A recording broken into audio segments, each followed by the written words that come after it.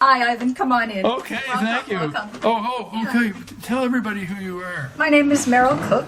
I live and work in Dartmouth. My home is my studio, and I'm a rug hooker, a spinner. I'm learning to wet felt. I'm a writer and a journal writing expert. Wow. And I also do some corporate work or teach people how to rug hook and then help them to design a rug that defines their purpose or their vision for their workplace. Sounds like a busy schedule. It is kind of busy. So, Dartmouth, always your home? No, I moved to Nova Scotia in 1980 to do a master's degree at St. Mary's. Yes. Met my husband, and besides being in the Northwest Territories for 4 years, we've been here the whole time. So, where's your home originally? Ontario. I moved from Ontario. What part? Well, Brampton-Bramalea area. Yeah. My family then moved to Bolton, and now my sister lives in Northern Ontario. Wow. Yeah. So, how do you like the Maritimes? Oh, I love the Maritimes. It's home. We raised our 3 kids here, and right. 2 of them were born here. So, yeah. Show us what you do. Yeah, come on in. This is your workstation. Yes, this is my workstation, and I have a view of the harbor looking out the window, which is kind of foggy today. I've just finished this rug hook project. It's a wild woman. I have a series of wild women that I've hooked, and I was going to leave a little bit unhooked, and then I got really excited about it and finished it the other night. So I thought I'd show you how to take it off the frame. So this is a Shetty Camp frame that I hook on. It's wonderful because you can see the whole piece or most of the piece while you're hooking, and I just use the elastics to make it tight, because the tighter your surface is for hooking, the better. Is this made or you bought? The frame I bought from Deanne Fitzpatrick in Amherst. She's a well-known rug hooker, and it's made by a Nova Scotia person. Is that a standard thing or custom? This is her standard size. You can get longer cylinders if you want to do wider pieces, but as you can see, I don't really have space to make anything bigger in this house. As you can see, my frame is in the middle of my dining room and living room, so if it went any wider, no one would get by. Here's a gears, and basically you sew a piece on to the canvas, and then you can roll it as you go. So I'm just going to start cutting it off. And then we'll get the big reveal. We'll get to see the whole piece, which is exciting. You have to cut that one at a, or whatever? No, you don't actually. I wouldn't have the patience for that. Well, it's not a fast art, fiber arts, because I not only hook a piece, but I have to finish it and make the edges nice in different ways. And I also spin and dye a lot of my own fibers and recycle a lot of my fabrics. So I go to Value Village, for example, or thrift stores and buy jackets or pants and dye them. And my favorite is to buy cashmere sweaters and dye them because they're just beautiful. What kind of material is this? So it's mostly wool, so it's hooked on linen. The backing is linen, and mostly I use wool. Sometimes I use sari ribbon. This is wool jersey that's been dyed, wool yarns. I have a real fondness for wool. I like that it's a renewable resource, and I love sheep. That's being thrifty. Yeah, and it's also nice to reuse something. I know. You certainly can rug hook with synthetics and other materials. The only synthetics I really use is occasionally I'll use recycled sari ribbon. So it's ribbon that they've taken saris, which is Indian women's clothing, and cut them up into strips, and then you can hook with them, and they're really beautiful. And I like silk as well, but I use sari ribbon and silk in very small quantities because a little bit of sparkle looks great. And if you put in too much, it's kind of overdone. Okay. Okay, and my hooking is, I would say, pretty non-traditional in that I mix both wool strips and yarns. And also, I don't keep everything all one height. So I tend to kind of raise and lower things as I see fit. So this lady is my first wild woman with gray hair, and she's inspired by Lisa LaFlamme, the CTV anchor who ostensibly got fired because she let her hair go gray during the pandemic. And I was really inspired by that because I just was enraged, and Who wasn't? And, who wasn't, exactly. So I wanted to make a little bit of a statement. And actually, a couple of people that I know have offered to introduce me to Lisa, so I'm hoping to have these rugs finished and get connected with her and tell her about them. Oh, that would Kind be of fun. That would be great. Yeah, it's kind of cool. So this is two of my favorite things about making these rugs and working on a frame. The first one is I love sewing a new piece onto the frame. It's like this potential, and then the second thing I love is seeing it come off the frame, because Right.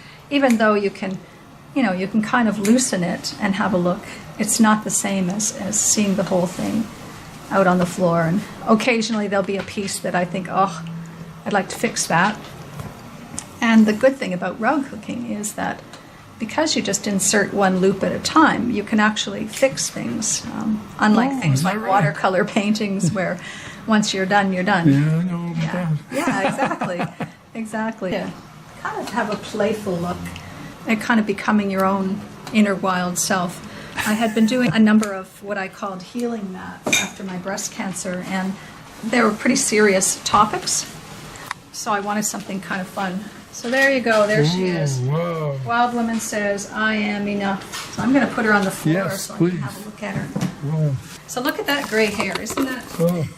fantastic? And I put some of my hand spun sparkly yarn in her hair as well, just So are you happy with it? I think I am. Yeah, it should be. Yeah, it's got some good motion. Yeah. I may adjust a little bit on the face here. Take one little bit of yellow out of there and put a bit more gray. Okay.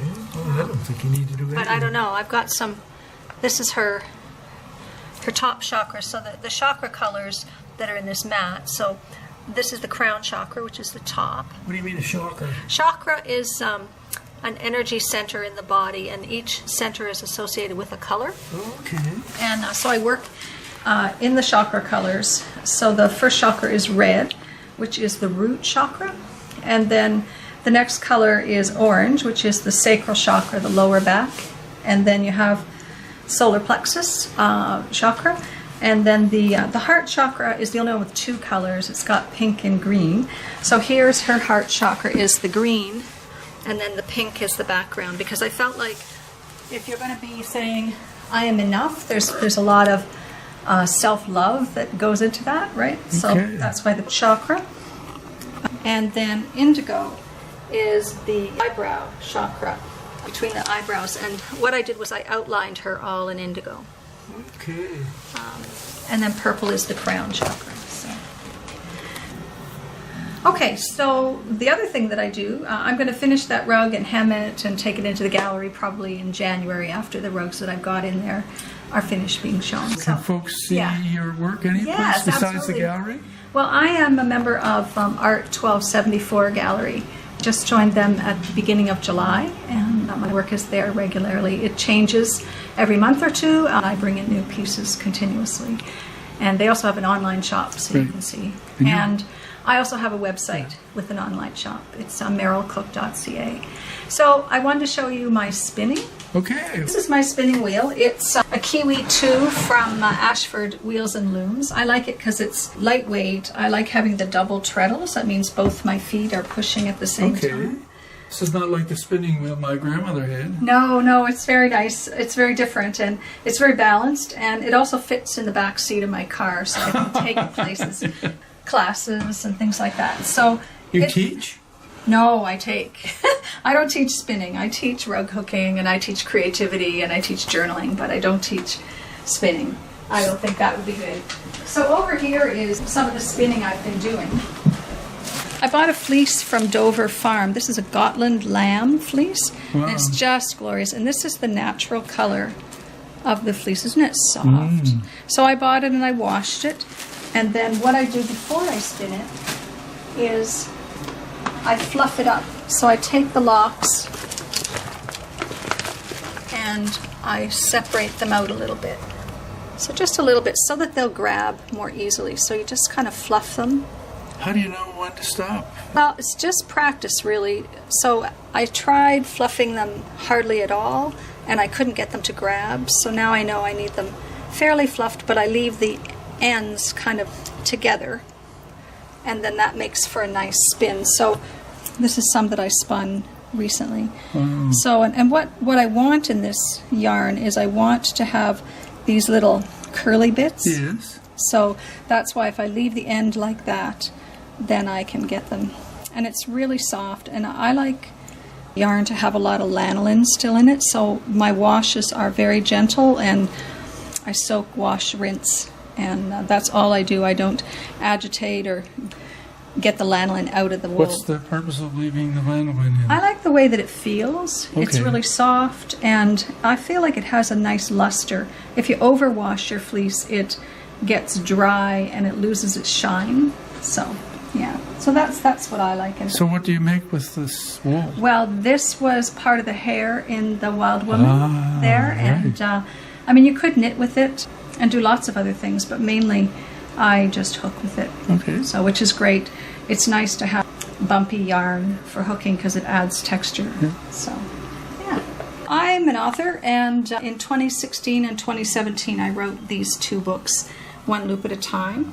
The first one is a story of how I reinvented myself from being a homeopath to deciding that I was going to leave my practice and become an artist. And I took about a year to figure out what I wanted to do, and it started off with teaching classes at the Center for Craft, and then I got an artist in residence there, their first craft lair, local artist in residence at the Center for Craft. And then I started teaching more classes and wrote my second book and then started to get invited to do this work at a corporate level as well. So when did you start this whole business? This, 2016. oh, so you're Yeah. all you knew. Yeah. So I was a homeopath for 20 years until 2015, and then I took the year off for my treatments and then started doing this. So Wow. yeah, so it's great. I thought you were an old hand at it. Well, I've been hooking for about 14 years. Oh, okay. So, Yeah, this so I've is been some- hooking for about 8 years before I started this business. Okay. And then I've got chapters in a few books because one of the aspects of my work is that all of my journal writing is what influences my designs. And so I teach people about creative journaling. So I have a couple of chapters in some journaling books. And then one thing I'm really proud of recently is my friend Karen Miller just published this book called The Art of Mothering. It's 22 textile artists, and we all contributed ideas from our art about mothering. So it's kind of like the B side of mothering. It's not the rose-colored glasses mothering.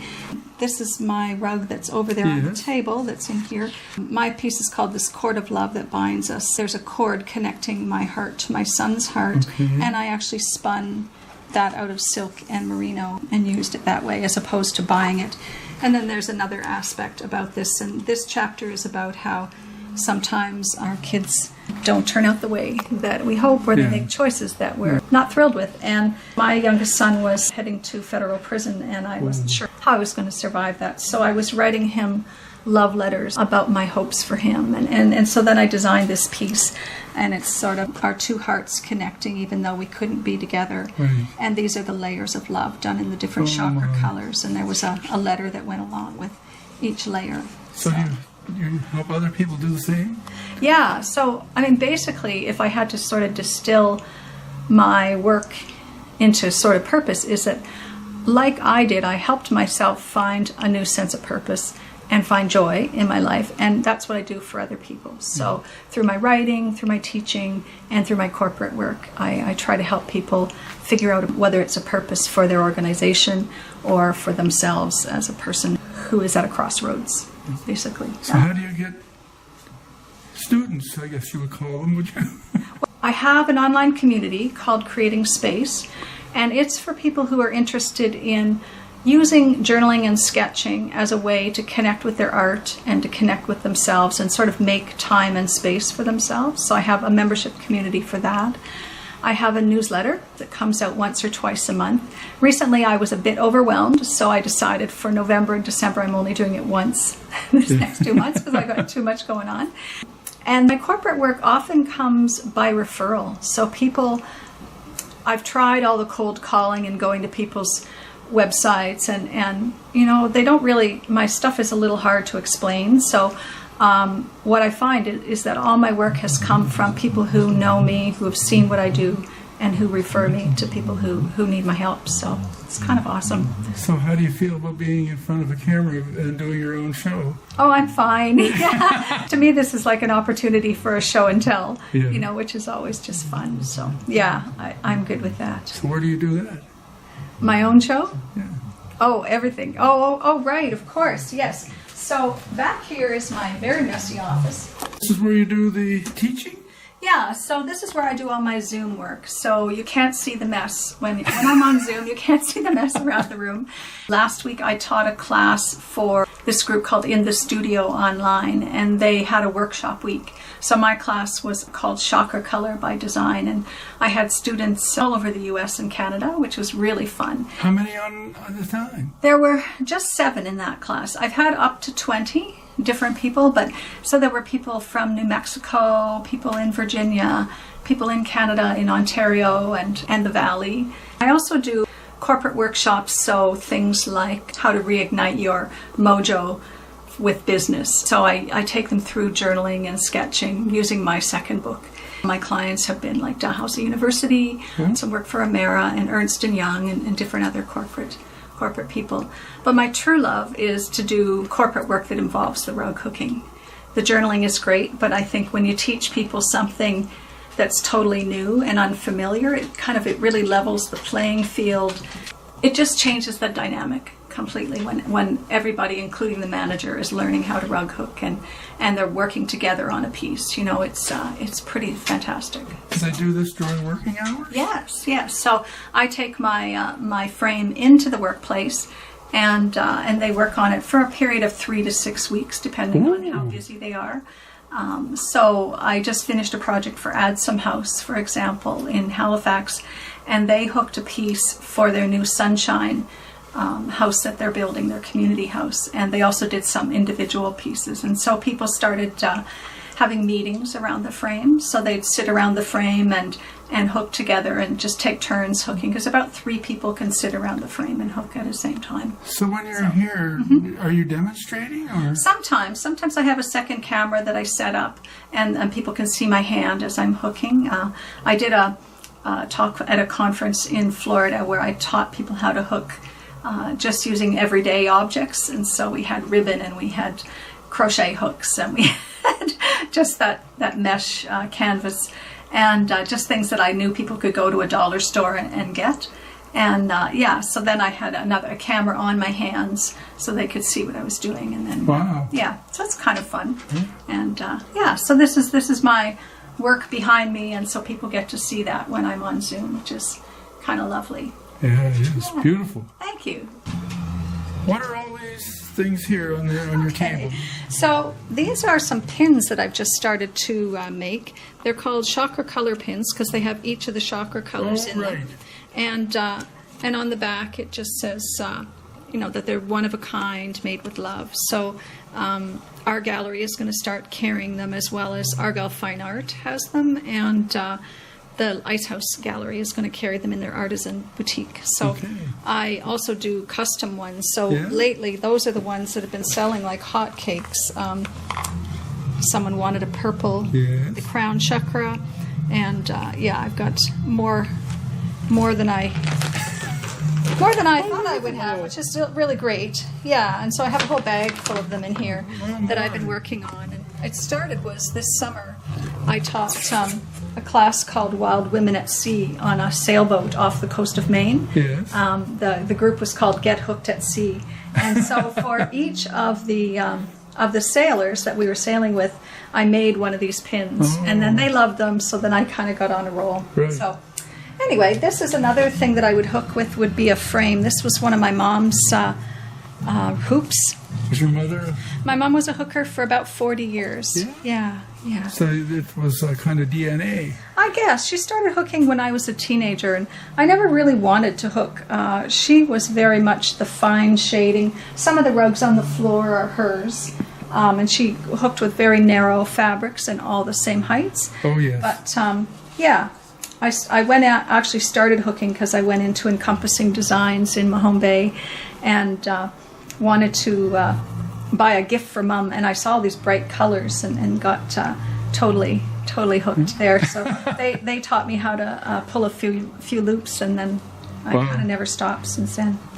So I wanted to show you, this is some more of my hand spun yarn. So this one is done in all the 8 chakra colors. So it's is that fun. One piece? Yeah, it's all one. Wow. So it's Look at that. yeah. Joseph's coat of many colors. Exactly. So it's really fun to do. It's lovely. And then these are ones that I would have spun first and then dyed. Beautiful colors. Yeah, thanks. And I've really gotten addicted to buying fleece and spinning from the fleece. Like, it just feels so good. And then this summer I took a art yarn class to learn how to make some fancy yarn. So this is yarn that you make with sort of rolling, wrapping yarn and pushing it around. So it was really fun What to will try. you do with that? I'm not sure. I might make, so I'm making some mini wild woman hair. So basically I started making these smaller ones to experiment with hairstyles, and these are my Lisa La Flamme ones that all have gray hair. Yes. But I thought maybe if I did one with a face and then had all this coming out as hair, Right. that would be kind of a fun one. Okay. So we'll see about that. I'll hold on to that for a while. So what's over here? Over here is my wet felting. So I'm just learning to wet felt in the last couple of years. What's Wet felting is you take roving and you lay it on bubble wrap really, really gently, and then you put water on it, and then you roll it and roll it until you actually make this fabric. So this would be 3 or 4 layers of wool fibers, and then you kind of can add How do you colors. stick together? You agitate it and use warm water and a little bit of soap.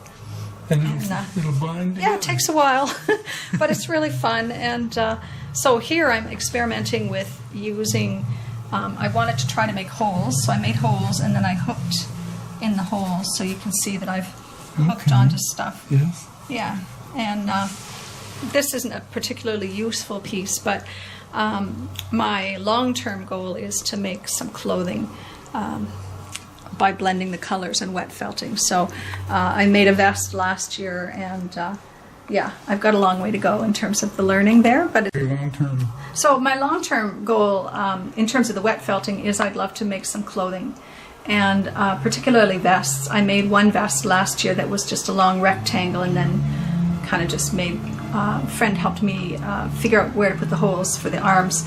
But that's one of my goals, is to take more classes in making clothing, and I love fashion, so fashion, color, fiber. I mean, what's not to love? So so that's kind of coming along. It's wonderful as an artist and as a textile artist. The opportunities are endless, right? There's always something new to learn and something more to learn, and that's what I love about it. It's it's when I'm really in my happy place. Great. Yeah, Anything else you'd like to tell us? Or is that it? I think that's about it. Yeah. Now tell everybody where they can find your work again. Okay, sure. So, hi, you can find my work on my website, which is merylcook.ca. I have a gallery and an online shop. We'll put that on Thanks. we'll have a link. Oh, great. Thank you. There. Thank you. And then locally, my work is at Art 1274 Hollis Gallery, and In Halifax. in Halifax. And they're a wonderful little gallery, and we change the work every month. So it's always different. So it's a place you can come frequently and just drop by and have a coffee and look around. And we don't sell the coffee, but Trident is down the street, and you can get a coffee from them. But and it's staffed by all of the artists. It's a cooperative gallery, so you'll always meet an artist that has work in the gallery anytime you come. And you mentioned Argyle Gallery. Yes, so Argyle is carrying my note cards and my my pins, my Chakra color pins, and the Ice House Gallery will also have my Chakra pins for December. Not everybody will know where the Ice House Gallery Oh, is. it's in Tatamagouche, Yes. of course. Yeah. Okay, well, thanks a lot. This is really this great. is fun. Thank you so much. Okay, you're welcome. Great chance to chat about all the things I love. Okay. Yeah. See you later. Okay, thanks. Bye. Have a You're good welcome. day. Yeah.